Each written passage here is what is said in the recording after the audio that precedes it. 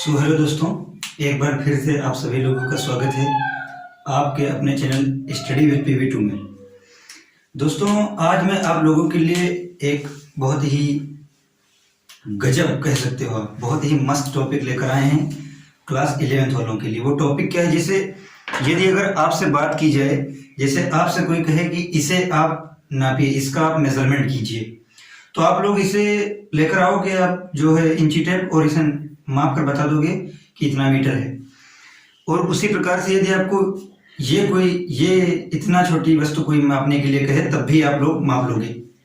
लेकिन यदि अगर आपसे कोई कहे कि जाकर आप परमाणु, अणु और आयन लेकर आइए और उसे माप कर दिखाइए, तो ये हम सोचते हैं कि संभव नहीं है। हम क्या सोचते हैं? सभी लोग सोचते हैं ये प्रत्यक्ष रूप से संभव नहीं है। जी हाँ दोस्तों, उसी प्रकार से लंबी दूरियों को जैसे आप माप सकते हो, जैसे 100 मीटर तक माप सकते हो, 1000 मीटर तक हमने कहा कि आप माप सकते हो। लेकिन यदि अगर आपसे कोई कहे कि चंद्रमा तक की दूरी मापिए, 3,84,000 किलोमीटर, इतनी लंबी दूरियों का मापन क्या मीटर से करते होंगे? बस सर 1 मीटर, 2 मीटर, 3 मीटर, बस सर हो गया सर, इतने मीटर है सर। तो ये आप लोगों को बता दूं, यही मैं चैप्टर आज आप लोगों को पढ़ाने वाला हूं, जिसका नाम है मात्रक एवं मापन, जो कि क्लास 11th का दूसरा चैप्टर है। आपका प्रश्न ये भी होगा कि सर आप हमें दूसरा चैप्टर पहले क्यों पढ़ा रहे हो? तो आप लोगों को बता दूं, जो पहला चैप्टर है भौतिकी जगत, तो उस चैप्टर में देखो कुछ नहीं, उसमें मतलब हम कह सकते हैं प्योर थ्योरी है। तो अब थ्योरी तो हम आपको समझा नहीं सकते हैं, उसमें 4 बलों के बारे में आपको पढ़ना है, वो आप स्वयं से पढ़ सकते हो। यदि अगर आप लोग चाहते हो कि नहीं मैं उसको आप लोगों को पढ़ाऊं, तो आप लोग एक बार कमेंट करना, मैं उस चैप्टर को भी लेकर आऊंगा। लेकिन उसके अंदर है क्या, जैसे भौतिक विज्ञान की परिभाषा जो फिक्स है वो फिक्स है। अब हम उसके अंदर थोड़ी ना छेड़छाड़ कर सकते हैं, ना आप कुछ कर सकते हैं, तो उसके अंदर प्योर थ्योरी है। तो मैं आज आप लोगों को पढ़ाने वाला हूं मात्रक एवं मापन। लेकिन आप लोगों को टेंशन लेने की जरूरत नहीं है। यदि अगर आप लोग कहोगे तो मैं क्लास 11th का फर्स्ट चैप्टर यानी कि भौतिकी जगत ये भी पढ़ाऊंगा आप लोगों को। सो दोस्तों, अब मैं आप लोगों को ले चल रहा हूं अपने आज के टॉपिक पर, मात्रक एवं मापन। तो इसमें हम लोगों को पढ़ना देखो क्या क्या है। तो यदि अगर हम बात करें तो इसमें हम कुछ इस प्रकार से अध्ययन करेंगे। इसमें देखो सबसे पहला टॉपिक आता है हमारा मात्रकों की अंतरराष्ट्रीय प्रणाली। इसी प्रकार से हम पढ़ेंगे मात्रकों की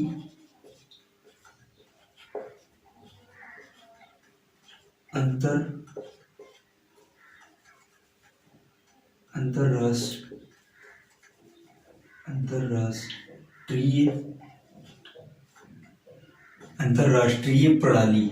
सबसे पहले ये हेडिंग है हमारी। उसके बाद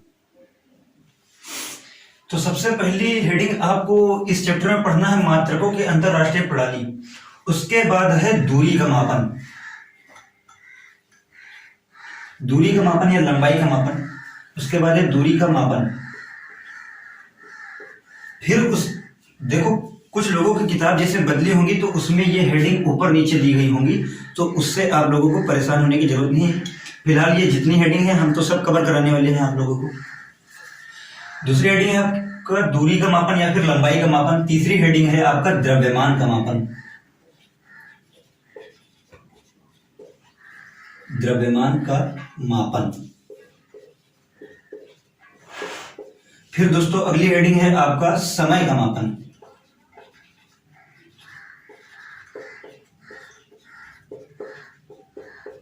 समय का मापन।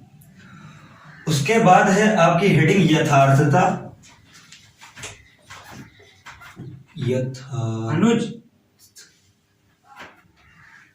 यथार्थता एवं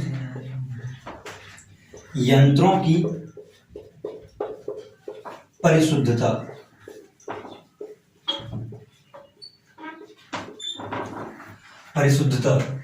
उसके बाद आपकी हेडिंग आती है सार्थक अंक।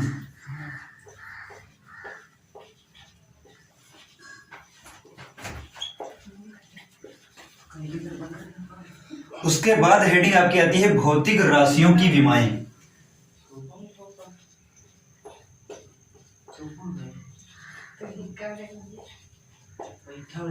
भौतिक राशियों की विमाएं।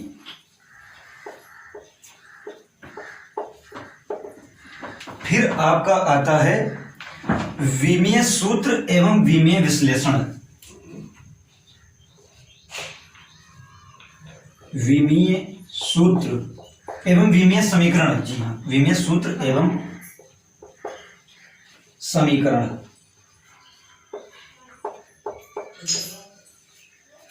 उसके बाद दोस्तों आता है आपका विमीय विश्लेषण एवं इसके अनुप्रयोग।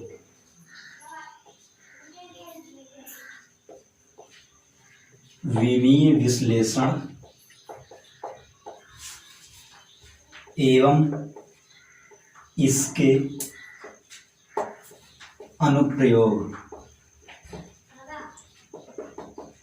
उसके बाद आपकी अंतिम हेडिंग आती है अभ्यास प्रश्न।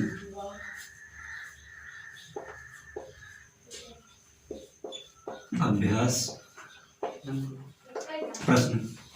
तो दोस्तों आप लोगों का चैप्टर कुछ इस प्रकार से चलने वाला है।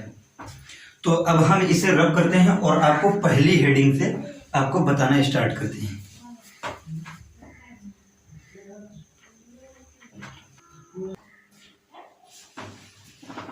तो दोस्तों अब मैं आप लोगों को पढ़ाने वाला हूं आज की जो हमारी प्रथम हेडिंग थी, मापन की अंतरराष्ट्रीय प्रणाली। जी हाँ, मापन की अंतरराष्ट्रीय प्रणाली। मापन की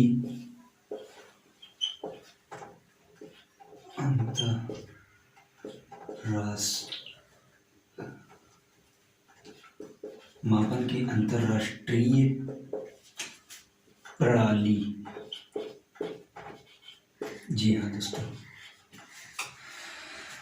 सो दोस्तों हम इस हेडिंग को आपको पढ़ाने से पहले इसमें कुछ आपको एक कहानी बताना चाहते हैं, मतलब एक स्टोरी बताना चाहते हैं। जैसे इसका यूज क्या है, तो जैसे ये क्यों इसकी हमें जरूरत पड़ी मापन की अंतरराष्ट्रीय प्रणाली की। जी हाँ, तो एक्चुअल में होता क्या था कि पहले आज के 100-200 साल पहले जब जैसे मान लो हम कर रहे हैं, जो मान लिया कि हमने एक बच्चा है राम और एक बच्चा है श्याम।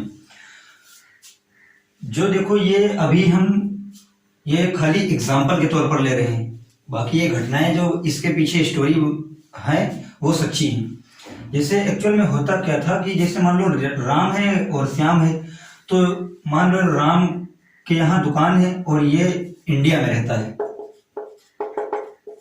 मान लो राम के यहाँ दुकान में है और ये इंडिया में रहता है, और ये मान लो ब्रिटिश मतलब इंग्लैंड में रहता है मान लो, ठीक। तो जब इंग्लैंड का बच्चा यहाँ पर आता था इंडिया में और बोलता था कि हमें एक जो है पाउंड शक्कर दे दीजिए, 1 पाउंड शक्कर दे दीजिए, या 1 पाउंड चीनी दे दीजिए, 1 पाउंड शुगर दे दीजिए, या 1 पाउंड केक दे दीजिए, तो यहाँ पर जो इंडिया का बच्चा मतलब राम था वो समझ नहीं पाता था, क्योंकि हर देश की प्रणालियां जो मात्रक थे, मापने की जो प्रणाली थी वो हर देश में मतलब सेम नहीं थी, अलग अलग चलती थी। तो इसीलिए जैसे यहाँ पर हमारे यहाँ चलता था केजी में, जब 1 केजी कहोगे तब लोग समझ पाएंगे, यदि अगर आप 1 पाउंड कहोगे तो नहीं समझ पाएंगे, क्योंकि 1 पाउंड 453 ग्राम का होता है। आज भी बहुत लोग बेवकूफ बन जाते हैं, बोलते हैं 2 पाउंड हमें चीनी दे दीजिए, और 2 पाउंड 1 किलो नहीं होता है, 2 पाउंड तकरीबन होता है हमारा मतलब 900 मतलब 4 ग्राम कम होता है उसमें 1 केजी में, ये होता है। तो पाउंड में आज भी लोग बेवकूफ बन जाते हैं। तो उसी प्रकार से हर देश में जैसे कोई मीटर में कपड़ा बेचता था, तो कोई एले में कपड़ा बेचता था, तो कोई फुट में कपड़ा बेचता था, इस प्रकार होता था। तो सभी देश की जो प्रणालियां थी वो आपस में समान नहीं थी, इसलिए जब समान नहीं थी तो जो हर देश के वैज्ञानिक थे उनको मेजरमेंट करने में बड़ी तकलीफ होती थी। तो कुछ समय बाद विभिन्न देश, सभी देशों के वैज्ञानिक एक जगह इकट्ठा हुए और उन्होंने एक अंतरराष्ट्रीय प्रणाली बना दी। क्योंकि पहले जो है 3 प्रणालियां हुआ करती थी, सबसे पहले पहले बहुत वर्षों पूर्व एक्चुअल में होता क्या था, देखो जो अभी ये टॉपिक चल रहा है इसमें थ्योरेटिकल पार्ट है, तो इसमें हम कुछ नहीं समझा सकते हैं। जो जहां पर समझाने लायक बात होगी वहां पर आप लोग बेझिझक रहिए, वहां पर पूर्ण तरीके से समझाया जाएगा, 100% समझाया जाएगा। लेकिन अब जो है तो वो है, अब उसमें हम नहीं बदल सकते हैं। जैसे पहले क्या होता था कि पहले 3 प्रणालियां चलती थी हमारे मतलब पूरे विश्व में। एक थी हमारी सीजीएस प्रणाली, एक थी हमारी सीजीएस प्रणाली, और एक थी हमारी एफपीएस प्रणाली, और एक थी हमारी दोस्तों एमकेएस प्रणाली। एमकेएस प्रणाली, जी हाँ दोस्तों। सीजीएस प्रणाली मतलब centimetre gram second, foot pound second, और मीटर किलोग्राम सेकेंड, ये था। तो ये जो प्रणाली थी हमारी एफपीएस प्रणाली, ये दोस्तों चलती थी हमारी ब्रिटिश में। ब्रिटिशर्स थे, मतलब इंग्लैंड के निवासी थे, वो इस प्रणाली का यूज करते थे, एफपीएस प्रणाली का। तो इस प्रकार से वहां पर फुट चलता था, पाउंड चलता था, सेकंड चलता था। आज भी यदि अगर आपको देखो हाइट बतानी होती है तो ये थोड़ी ना कोई बोलता है मैं 5 मीटर का हूं, मैं 10 मीटर का हूं। आज भी जिसको मतलब अपनी हाइट बतानी होती है वो फुट का प्रयोग करते हैं। हालांकि जो फुट है वो अंतरराष्ट्रीय पद्धति पर मान्य नहीं है, क्योंकि जो हमारी अंतरराष्ट्रीय प्रणाली है, मापन की अंतरराष्ट्रीय प्रणाली, वो तो सिर्फ एमकेएस है। अभी हम आपको बता रहे हैं तीनों प्रणाली। पहले कितनी प्रणालियां थी, तो पहले हमारे पास 3 प्रणालियां थी। एक सीजीएस प्रणाली थी, एक एफपीएस प्रणाली थी, एक एमकेएस प्रणाली थी। लेकिन आगे चलकर हमें विशेष रूप से सिर्फ इसी प्रणाली का अध्ययन करना है, एमकेएस प्रणाली, मतलब मीटर किलोग्राम सेकेंड। जी हाँ दोस्तों। सो दोस्तों अब हम इसे रख करते हैं और आगे बताते हैं। तो दोस्तों अभी हमने आपको क्या बताया कि जो पहले हमारी 3 प्रणालियां चला करती थी, तो उसमें से पहली प्रणाली थी हमारी सीजीएस प्रणाली, उसके बाद फिर थी एफपीएस प्रणाली, उसके बाद फिर थी हमारी एमकेएस प्रणाली। जी हाँ। तो हमें, लेकिन हाँ एक बात आप जरा से यहाँ पर गौर करिएगा कि जो हमने तीनों प्रणालियां इसमें बताई, ये तीनों प्रणालियां किसका जो है इसमें क्या बताया जा रहा है। जिसे हमने कहा सीजीएस, एफपीएस और एमकेएस। जी हाँ, सीजीएस, एफपीएस, एमकेएस। तो इसमें तीनों में क्या बताया जा रहा है। सीजीएस मतलब centimetre gram second,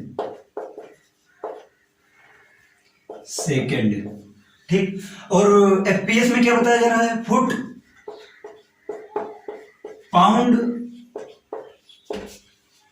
pound second,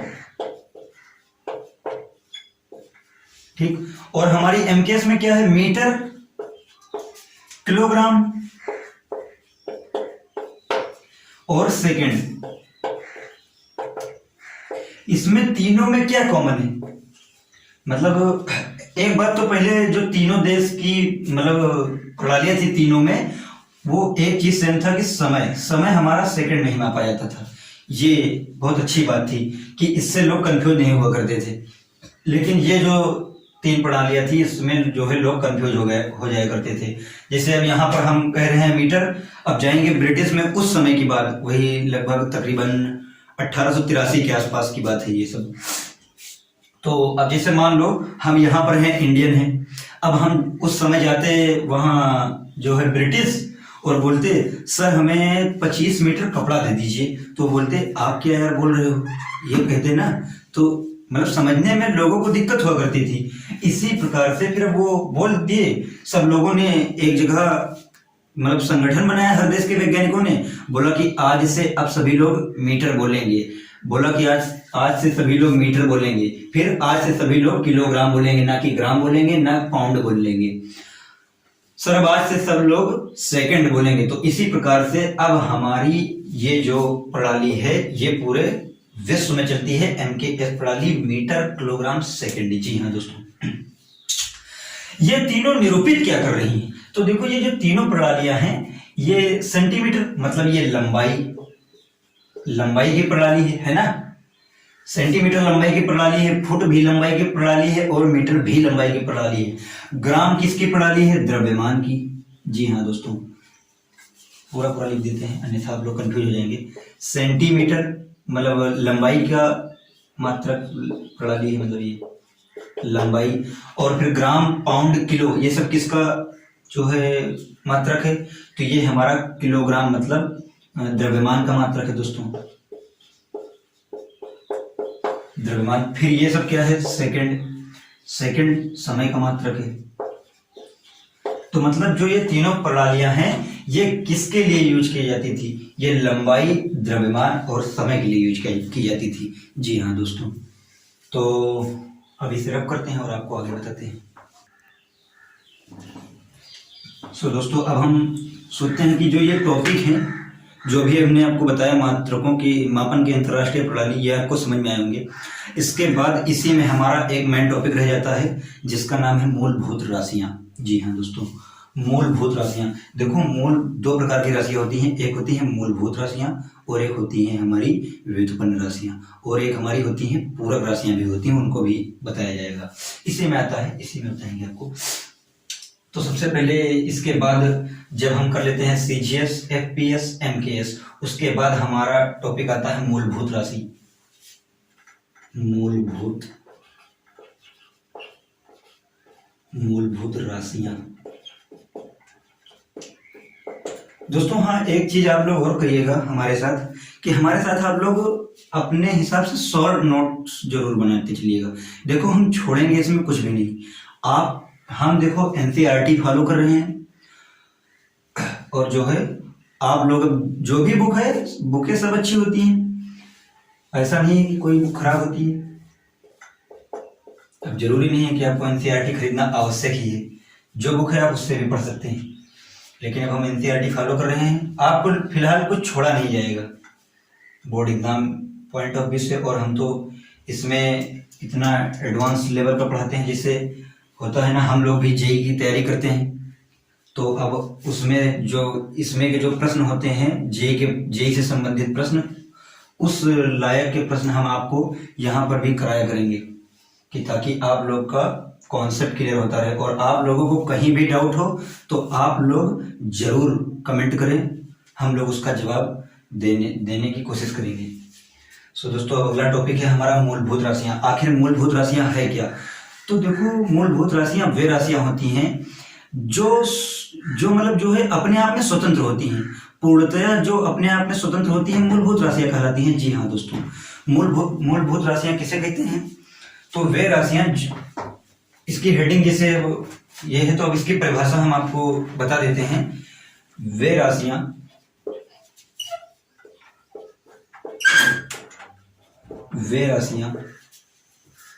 जिनको व्यक्त करने के लिए आप इस तरह परिभाषा बना सकते हो। अन्यथा आप यदि अगर सिर्फ देखो, मेन चीज होता है इसका कॉन्सेप्ट। यदि अगर आपको कॉन्सेप्ट पता है तो कोई दिक्कत नहीं है। मेन परिभाषा आप स्वयं से भी बना सकते हो। जैसे वे राशियां जो अपने आप में पूर्णतः स्वतंत्र होती हैं मूलभूत राशियां कहलाती हैं। या फिर ऐसे, वे राशियां जिनको व्यक्त करने के लिए किसी अन्य राशियों की आवश्यकता नहीं होती है मूलभूत राशियां कहलाती हैं। इस प्रकार से आप कर सकते हो। वे राशियां जिनको व्यक्त करने के लिए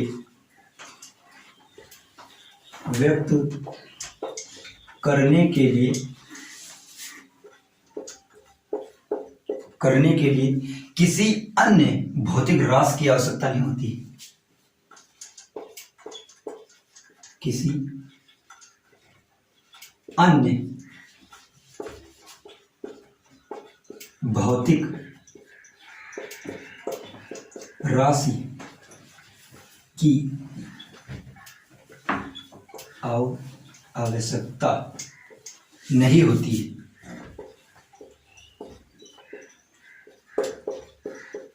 नहीं होती है।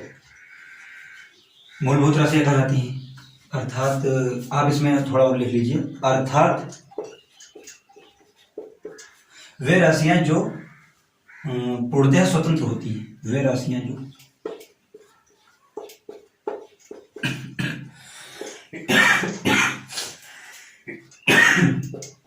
जो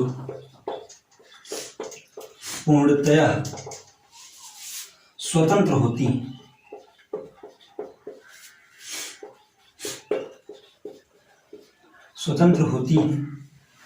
अर्थात वे राशियां जो पूर्णतः स्वतंत्र होती हैं मूलभूत राशियां कहलाती हैं। मूलभूत राशियां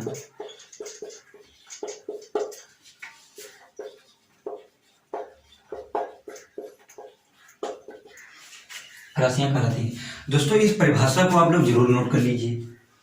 तो हम आपको कुछ सेकंड का समय देते हैं, आप इसे स्क्रीनशॉट ले लीजिए और आप लोग हमारे साथ साथ नोट्स जरूर बनाते चलिए, क्योंकि इससे अगर आप शॉर्ट नोट्स तैयार करते हो तो आपको बहुत फायदा होगा। जी हाँ दोस्तों, इसे आप स्क्रीनशॉट ले लीजिए और इसे रख करके आगे बताते हैं। तो दोस्तों आशा करते हैं कि आप लोगों को जो ये आपने स्क्रीनशॉट ले लिया होगा।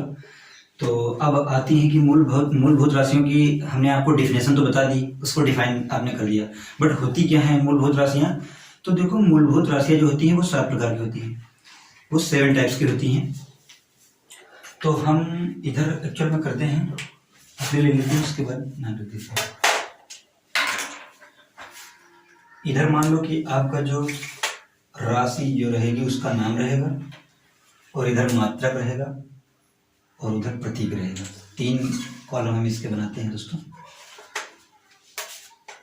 देखो फर्स्ट पार्ट दोस्तों हमने इसके लिए नहीं पढ़ा है, क्योंकि उसमें रहता है ना कि पेवर, तो प्योर उसके अंदर थ्योरी थी, तो थ्योरी अब उसमें हम क्या समझाएं, जो है सो है।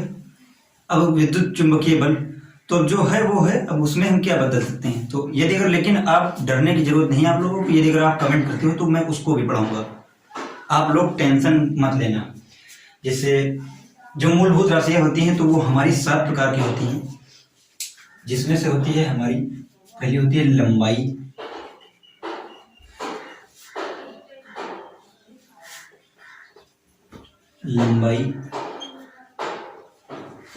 लंबाई होती है। फिर उसके बाद होता है हमारा द्रव्यमान,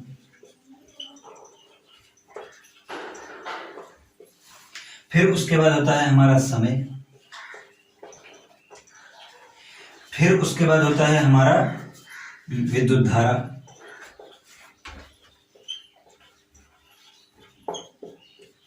फिर उसके बाद होता है हमारा ताप, फिर उसके बाद होता है हमारा लंबाई, द्रव्यमान, समय, विद्युत धारा, ताप हो गया हमारा, और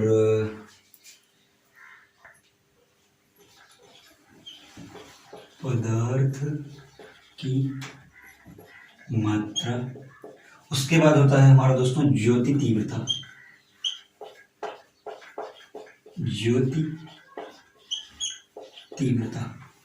ये उसके नाम है, ठीक, ये मूलभूत राशियों के नाम है। उसके बाद हम यहाँ पे लिख देंगे उसके मात्रक, और उसके बाद यहाँ पे लिख देंगे हम उसे प्रतीक। तो देखो जो लंबाई का मात्रक होता है वो मीटर, क्योंकि हमने अभी भी कहा कि अब हम अंतरराष्ट्रीय लेवल पर क्या माने हैं, MKS पद्धति, मतलब मीटर, किलोग्राम और सेकंड। तो लंबाई को हम प्रायः नहीं, सामान्यता नहीं, मतलब पूर्ण तरीके से हम कहेंगे कि अब इसे आप मीटर में ही मापेंगे। लंबाई को प्रायः मीटर में मापा जाता है, तो इसका मात्रक हो गया मीटर। द्रव्यमान का हो गया किलोग्राम, जी हाँ दोस्तों। उसके बाद समय का सेकंड।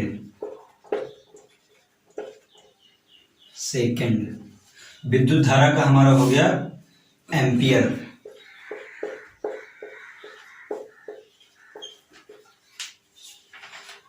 उसके बाद ताप का हो गया हमारा केल्विन।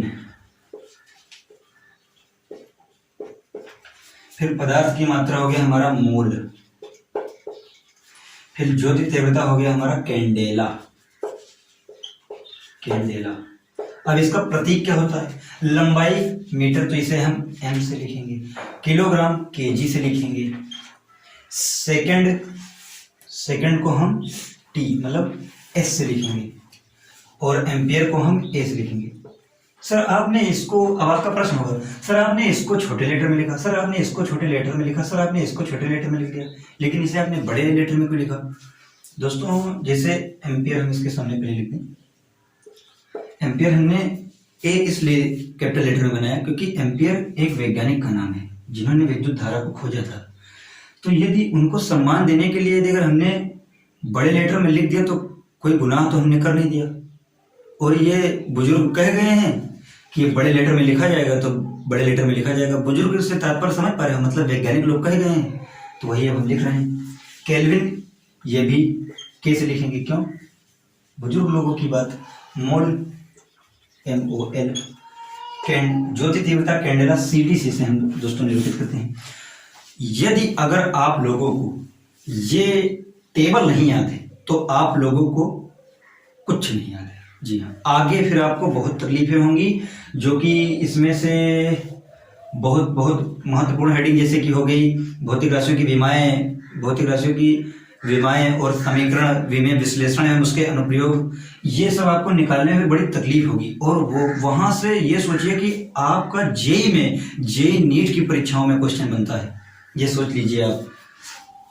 अब होता क्या है कि जैसे लंबाई आखिर है क्या मीटर, तो देखो हम आपकी जानकारी के लिए मीटर की परिभाषा बता दें, लेकिन आपकी जानकारी के लिए ये भी बात बता दें कि NCERT में साफ साफ दर्शाया गया है नीचे वाले पेज पर कि इन परिभाषाओं को याद करने की जरूरत नहीं है और ना वो कभी किसी एग्जाम में पूछी जाएंगी, ना फिर वो जे में पूछी जाएंगी, ना फिर वो नीट में पूछी जाएंगी, ना फिर वो बोर्ड के पॉइंट ऑफ व्यू से इंपॉर्टेंट है। साफ साफ NCERT में लिखा हुआ है कि इसे याद ना करें।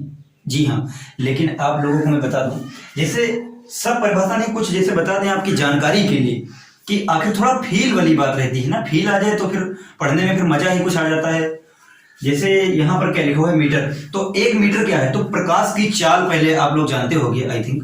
नहीं जानते हो तो यह गलत बात है, जानना चाहिए आप लोगों को, क्योंकि 9th में भी आपने पढ़ा है। प्रकाश की चाल हमारी क्या होती है, C, तो वो होती है 3 × 10⁸ मीटर पर सेकंड। जी हाँ, मतलब 3 लाख किलोमीटर पर सेकंड। एक 3 लाख किलोमीटर, इतनी तेज जो हमारा प्रकाश है वो गति करता है। तो मीटर होता क्या है कि जैसे जो ये 1 मीटर की परिभाषा जैसे आपसे कोई पूछे, देखो इसे याद करने की जरूरत नहीं, लेकिन हम आपको बता रहे हैं। जैसे प्रकाश द्वारा 29 करोड़ 97 लाख, मतलब आप कह सकते हो कि लगभग 30 करोड़, कितने 30 करोड़, मतलब प्रकाश जो इतना समय है, ये 3 × 10⁸ एक सेकंड में इतनी, मतलब इतनी चाल दूरी तय करता है प्रकाश। 3 × 10⁸ मीटर पर सेकंड। हाँ, ध्यान दीजिएगा, अब ये मीटर है, ये यहां पर मीटर है, तो आप इसे जब किलोमीटर, मतलब होता क्या है, किलोमीटर में जब आप इसे बदलोगे तो ये आपका 3 लाख किलोमीटर पर सेकंड आएगा। इस प्रकार से ये ज्यादा हो जाएगा। नहीं, कुछ लोग स्वाभिमानी बच्चे होंगे, वो क्या बोलेंगे, सर आपने गलत बोल दिया, क्योंकि 10⁸ तो ऐसे ही ज्यादा हो रहा है, करोड़ के आसपास हो रहा है। तो बेटा उसको पहले 5/18 से भाग दे दीजिएगा, फिर आपका वो किलोमीटर में आ जाएगा। तो देखो प्रकाश 1 सेकंड में लगभग इतनी दूरी तय करता है। तो मान लो कि ये इतनी दूरी है 3 लाख।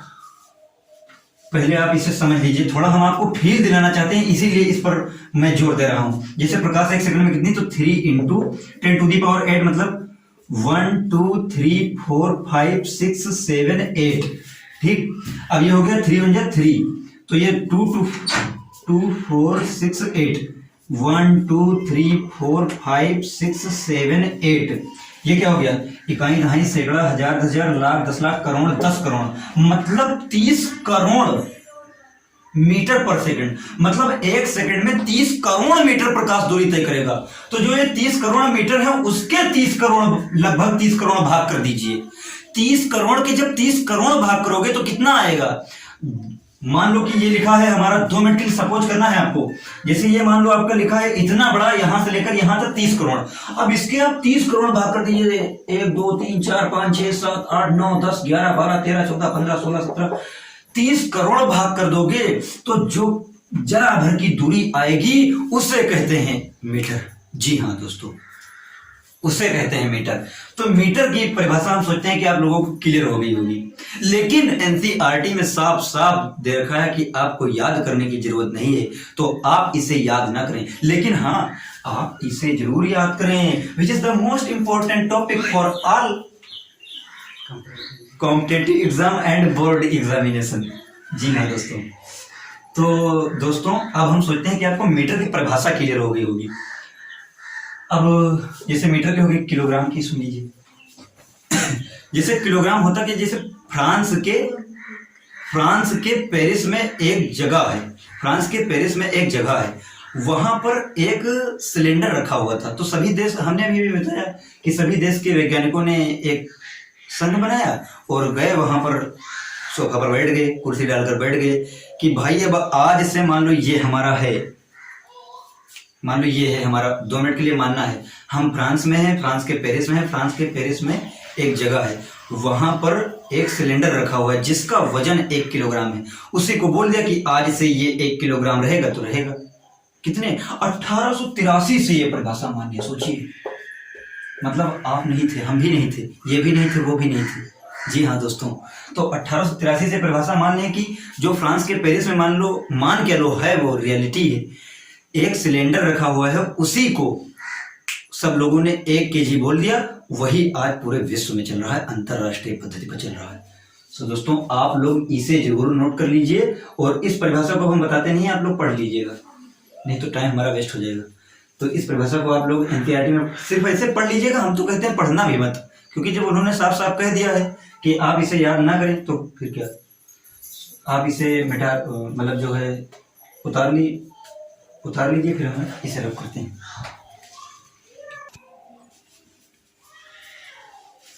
तो दोस्तों अब आपने ये जो है इतनी, तो अभी तक हमने पढ़ाया आप लोगों को, आपने कहीं ना कहीं नोट डाउन कर लिया होगा।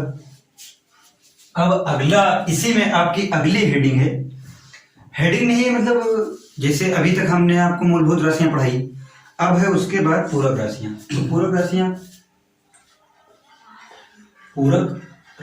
जी हाँ,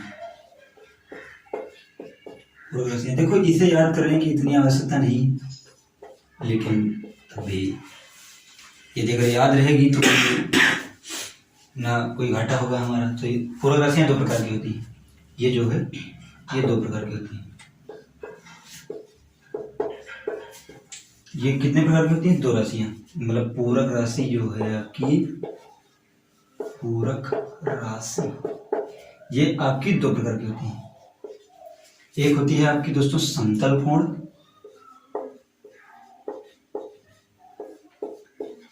एक होती है आपकी दोस्तों समतल कोण मतलब प्लेन एंगल, और एक होती है आपकी घन कोण, जी घन कोण।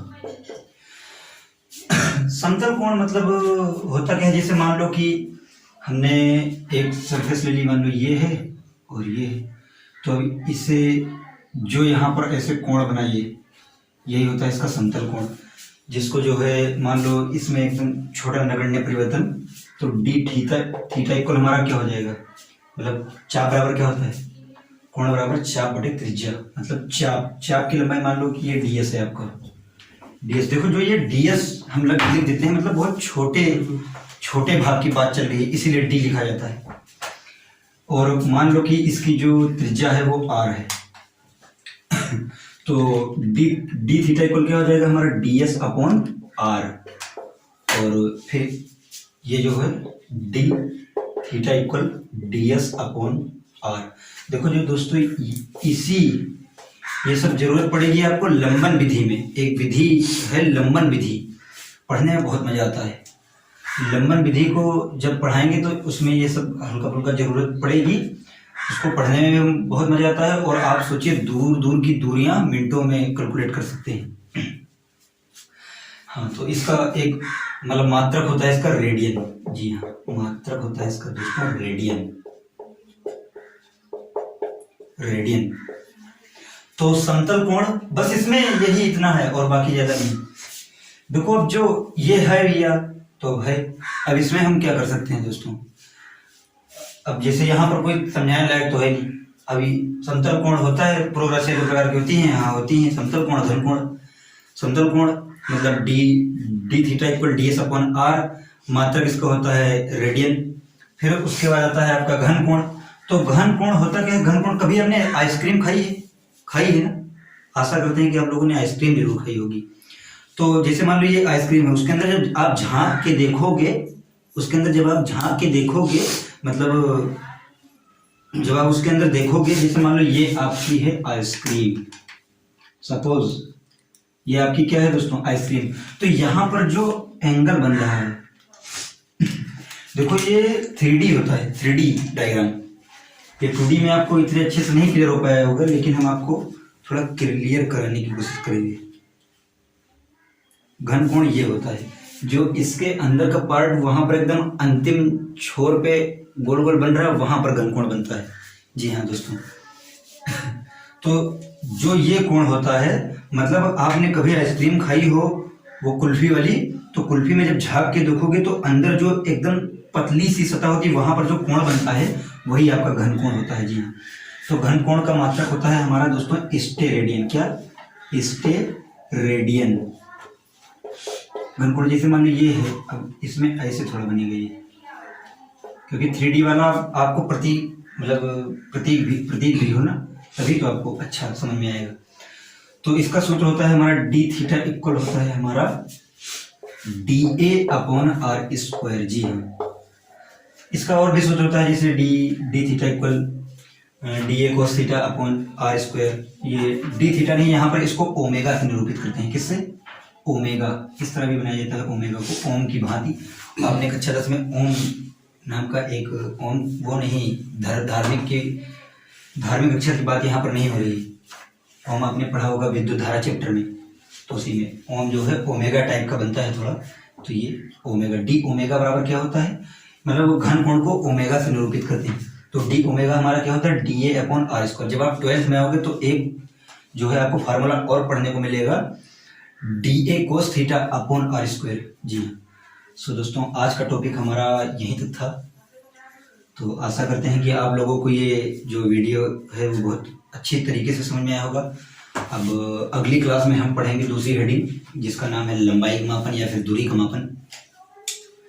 सो दोस्तों, यदि अगर आपको ये वीडियो पसंद आया हो तो आप इसे लाइक जरूर करना और दोस्तों के साथ शेयर जरूर करना, क्योंकि हम लोग अब आप लोगों के लिए बहुत मेहनत करते हैं, तो आप लोग भी हम लोगों के लिए कुछ तो मेहनत करना बनता ही है आपको हम लोगों के लिए। सो धन्यवाद दोस्तों।